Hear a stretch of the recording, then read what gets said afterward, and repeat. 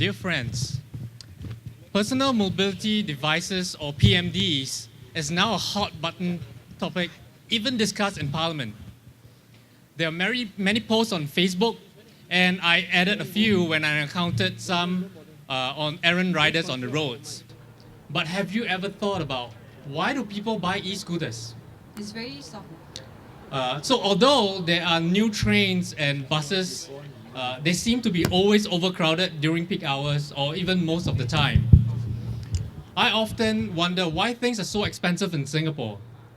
I wondered why the PTC always agrees on fare hikes, even though transport companies are making record profits. The transport cost is rising and will rise this December. Back in the 90s, the feeder bus fares was 35 cents, and I bought a motorcycle, and I realized that I could save money on transportation by riding my bike. I could get to places that buses couldn't go, and I can get there in a shorter period of time. The motorcycle is an important mode of transport, from deliveries to commuting.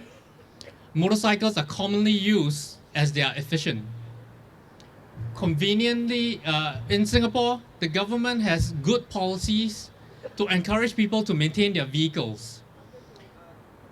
Vehicles over 3 years old have to go for yearly inspection and are often scrapped,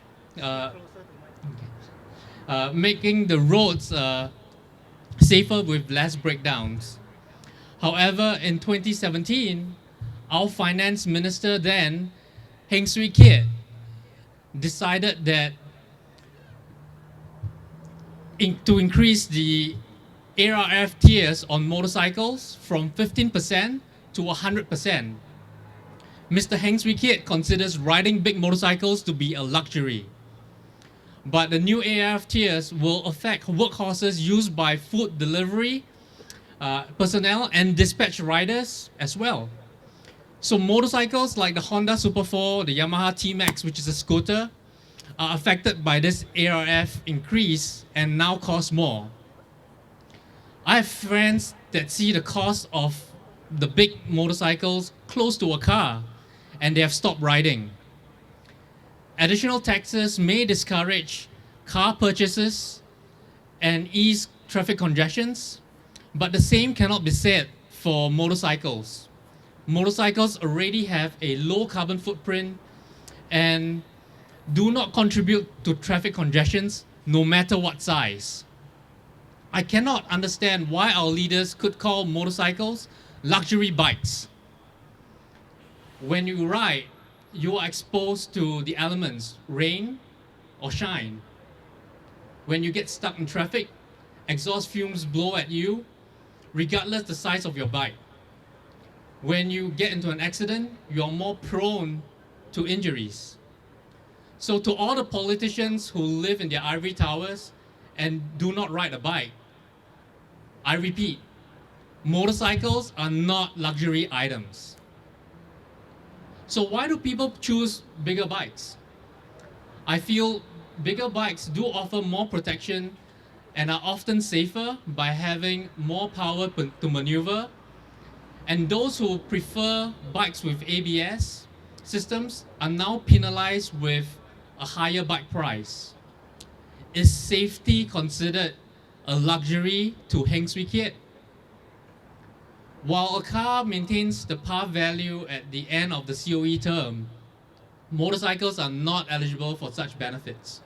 The new ARF scheme just drives up the cost. When new bike prices are high, people who can't afford them will renew their COEs of their existing bikes. So suddenly in 2018, NEA calls for a ban for all motorcycles registered before 2003. To justify this, the NEA uses figures to indicate that older bikes emit up to 30% more pollutants than newer bikes. NEA claims that older bikes contribute 40% of the total carbon monoxide emitted by motorcycles on the road. I have tested my 1999 motorcycle and it could pass Euro 4 test standards. So why is it still being banned in 2028? Is this fair? No.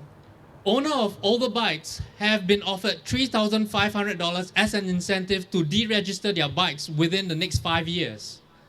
This plan seems to be pushed out without much consultation. Whether your bike is running, people can get $3,500 when they deregister. I wonder why the government is giving out free money to people who have poorly maintained bikes that were going to scrap and deregister when the COE ends.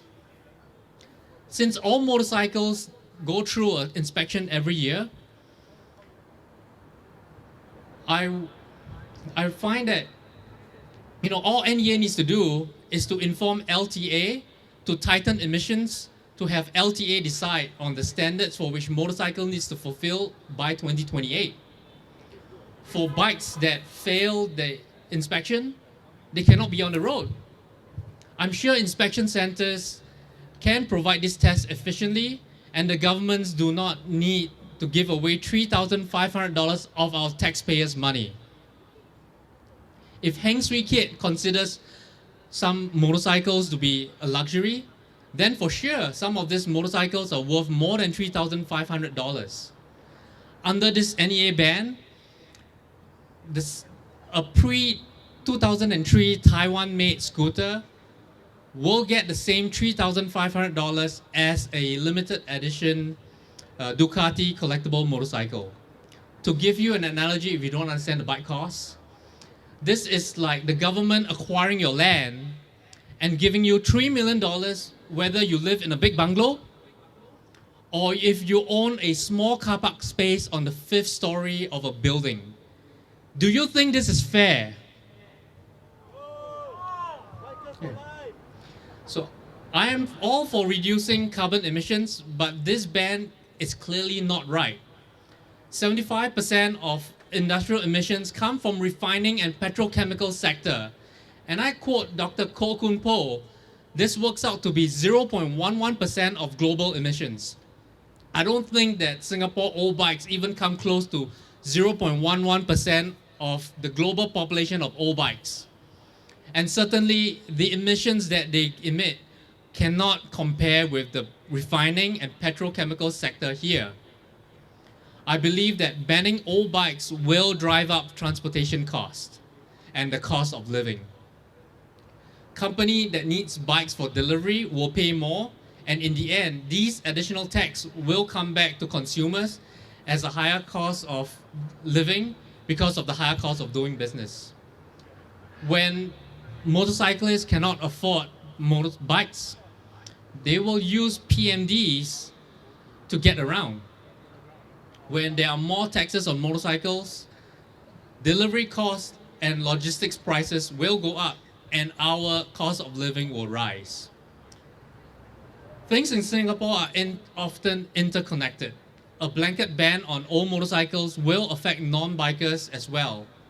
As a biker, I understand the plight of motorcyclists whose difficulties are often worse by unthinking and uncaring elitist ruling party. We need diversity in our parliament and MPs who understand the concerns of ordinary Singaporeans, not only scholars that earn millions who are disconnected with the ground.